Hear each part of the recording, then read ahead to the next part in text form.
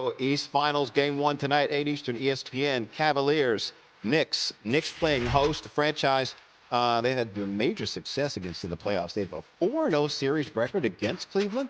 One of 3 active teams they have never lost the series to. New York has been on a historic tear in this year's postseason, outscoring their opponents by almost 19.5 points per game. The best point differential in any 10-game span in NBA playoff history. Cleveland will be fighting an uphill battle in this one after 2 hard-fought 7-game series. Teams who were in a 7-game series facing a team coming off a sweep have lost 19 of the 23 series in NBA history.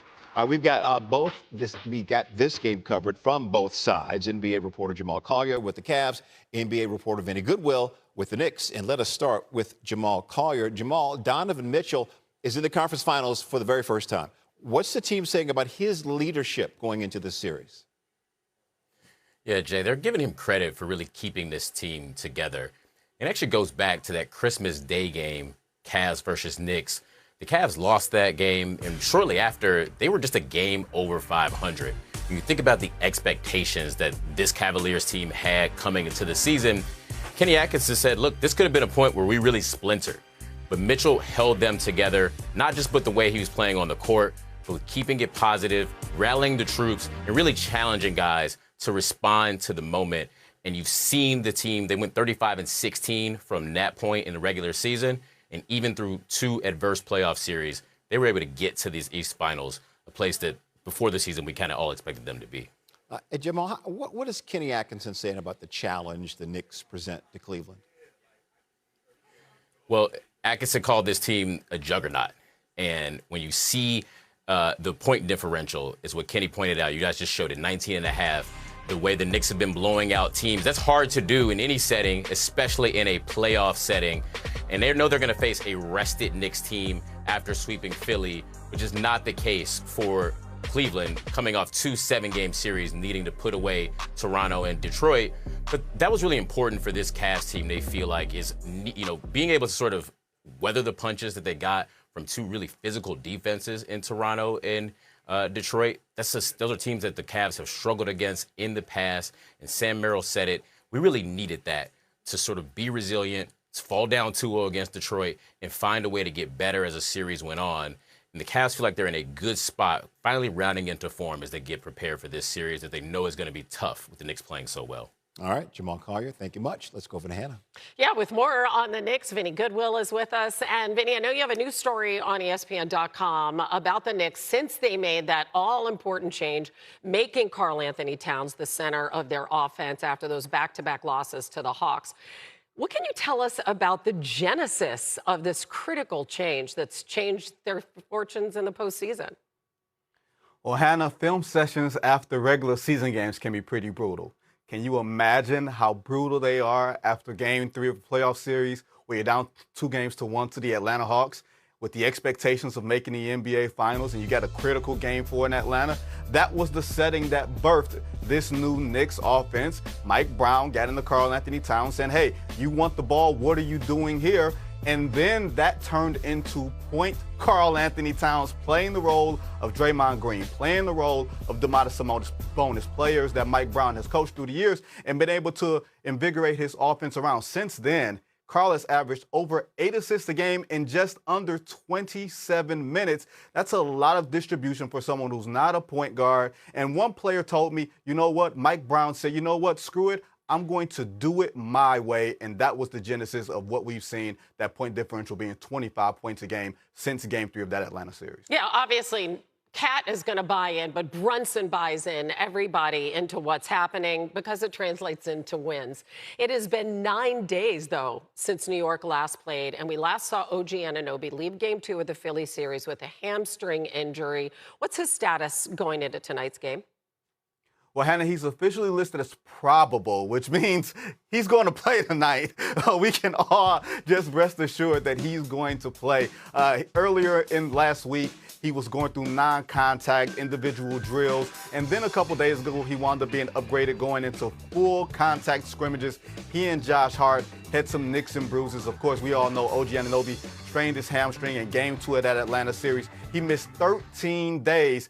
And he was a big-time recipient of the Karl Anthony Towns offense. He got a lot of assists from Karl. He's playing his best playoff basketball. So this is a welcome addition right back to the New York Knicks at precisely the right time. Oh, my gosh. They have so many weapons, so many options on offense. This is going to be a tall task for Cleveland defensively.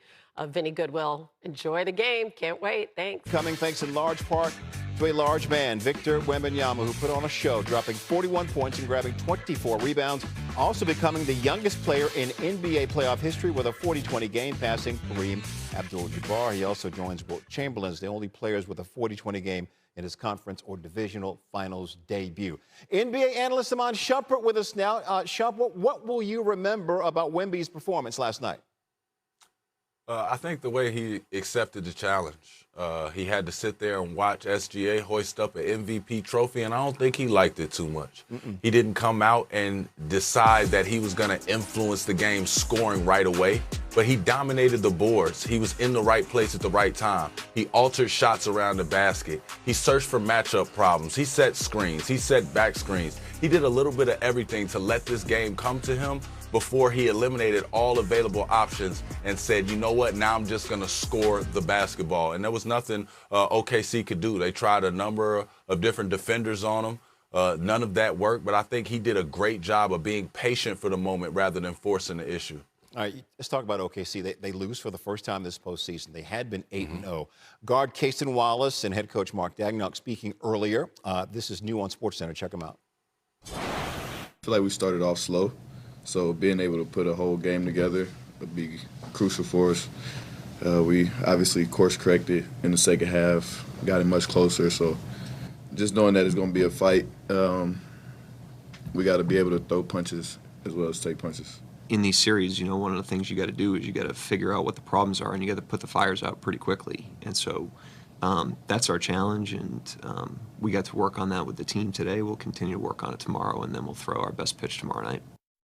Let's talk about that challenge. SGA was a -15. He shot 7 of 23 from the field. If you're in his shoes and watching film of this game this morning, what adjustment does he need to make moving forward?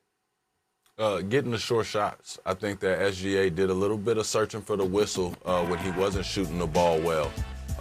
He played into a lot of contact, and I think he's just got to continue to play in space, continue to try and get those defenders off of him, but create matchups and problems to where he sees a bunch of floor space. I think yesterday he did a lot of dribbling, 1-2 dribbles to the corner, and had other guys in that strong side corner not giving him enough room to get shots off comfortably. I think he needs to see a couple go down before he starts getting dangerous with it.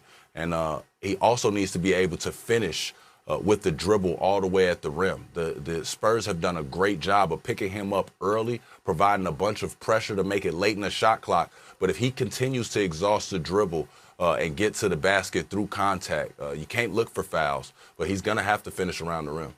All right, let's set the West aside for a second, get to the East Finals. Game 1 between Knicks and Cavs tipping off tonight, 8 Eastern, ESPN. What's the thing you'll be watching most closely as this series begins? To see how they play Cat.